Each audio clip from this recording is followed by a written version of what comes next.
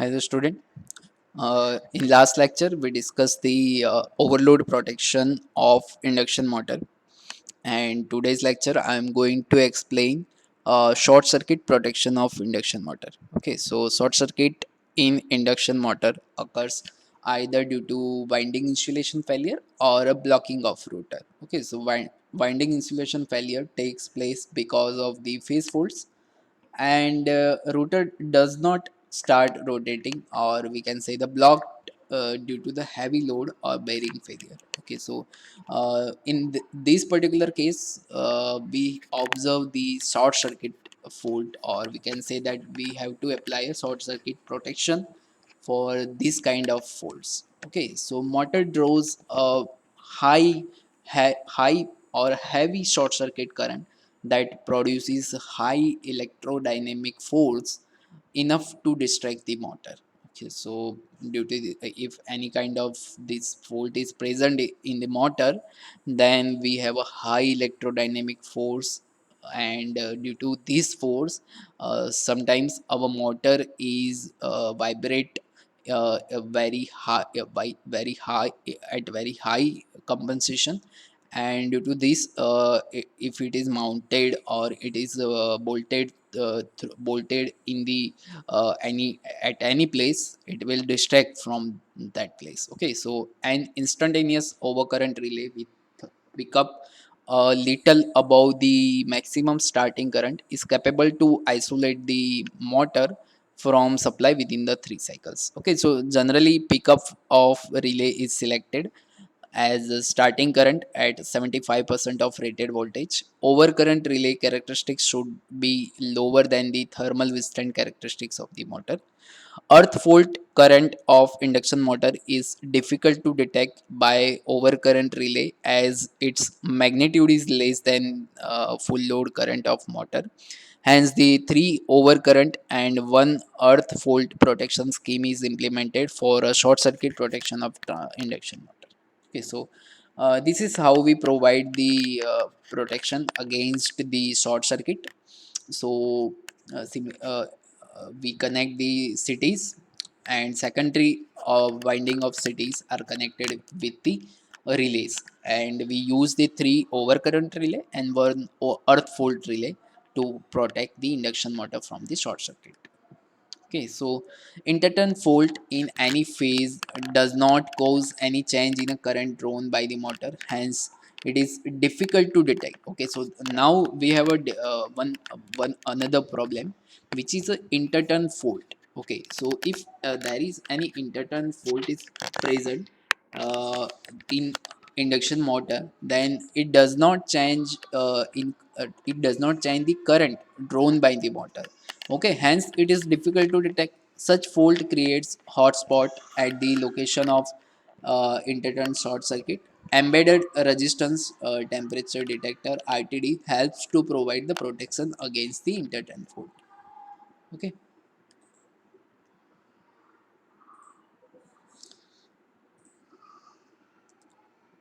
so high impedance earth fault is detected through the earth leakage differential protection.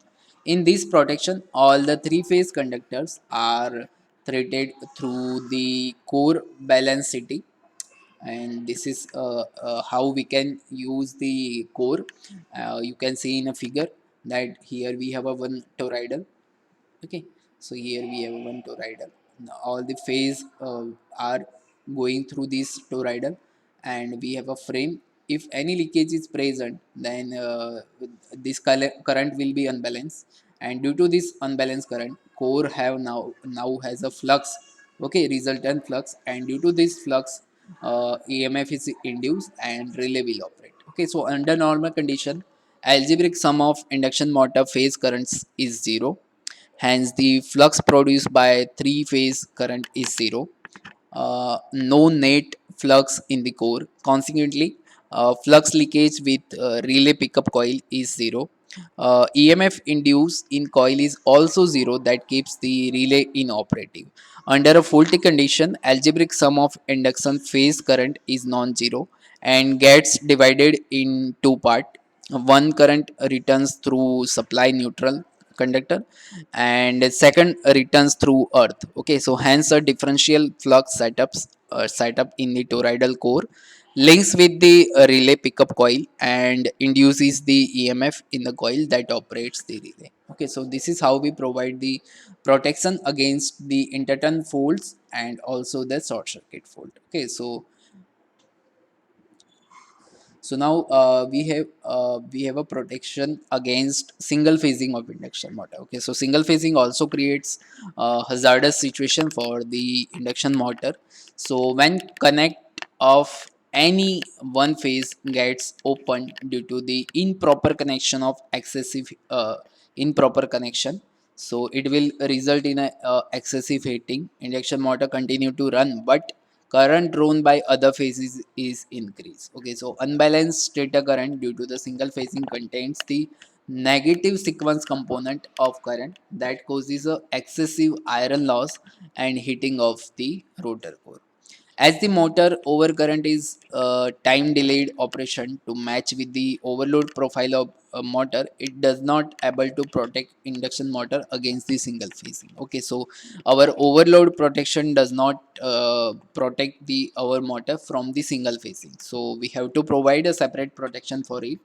Large motor are provided with the separate single phase protection, while for small motors thermal overload relay does the duty. Okay, so for a large motor provided with a separate single phase protection, while small motors thermal overload relay does the duty. Okay, so for small motor we have a thermal overload relay look for this problem, but for large motors we have to provide a separate single phase protection. Increased CT secondary current due to the single phasing gives the tripping command to motor's starter circuit, or a negative sequence component of current gives the tripping command to the circuit breaker. Okay, so this is how we achieve the protection against the single phasing of induction motor. Then we have a negative phase sequence protection. So in case of open circuit fault developed at the supply terminal, or one pole of circuit breaker does not make contact with the supply terminal when induction motor is running, and unbalanced current flows through the motor winding. So if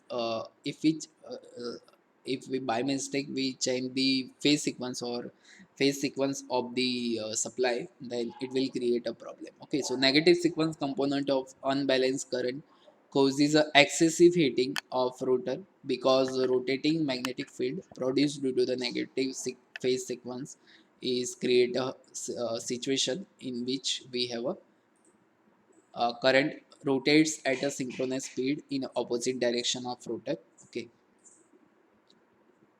so opposite direction of rotor double the supply frequency that produces excessive iron loss in the rotor core. Okay, so if we change the phase sequence, then it will create a problem. Okay, so an independent protective scheme is required to protect an induction motor against the negative phase sequence.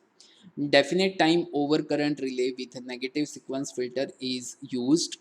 CT secondary current is fed to negative sequence filter, which provides the AC output voltage proportional to the negative phase sequence current of starter. Okay, so this is how we connect the induction motor CT secondary with the negative phase sequence filter, and then we connect it to the overcurrent relay. Okay, so the pickup of definite time overcurrent relay is normally set to at 50% of starting current of induction motor, with the time delays is of 6 to 10 cycles.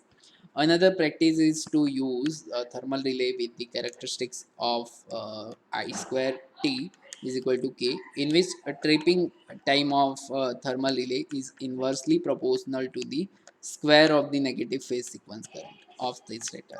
Such a relays are provided with a 20% to 80% setting range. The negative sequence component of current is filtered from the CT secondary current, which is fed to the thermal relay. Okay, so this is how we provide a protection against the negative sequence. So up to now, what we study, we studied about the short circuit protection of induction motor. Also, we see the how we can provide the protection against the interturn fault. Okay, so if any type of interturn fault is present in the motor, then we can also provide the protection against it. Okay, so this also we see this arrangement for the if high impedance earth fault is detected, then we can provide the protection against it by using this circuit. Okay, so and then we see how we can protect our motor from a single phasing. Okay, so if due to any cause, if any phase is get disconnected, then in that condition other phases are get overloaded. Okay, then we studied the negative phase sequence protection. If due to any condition, if our phase sequence is changed and motor start rotating in a opposite direction, then it also create a heating. Okay, and to overcome this heating we have to use the relays which can detect the negative sequence component of current.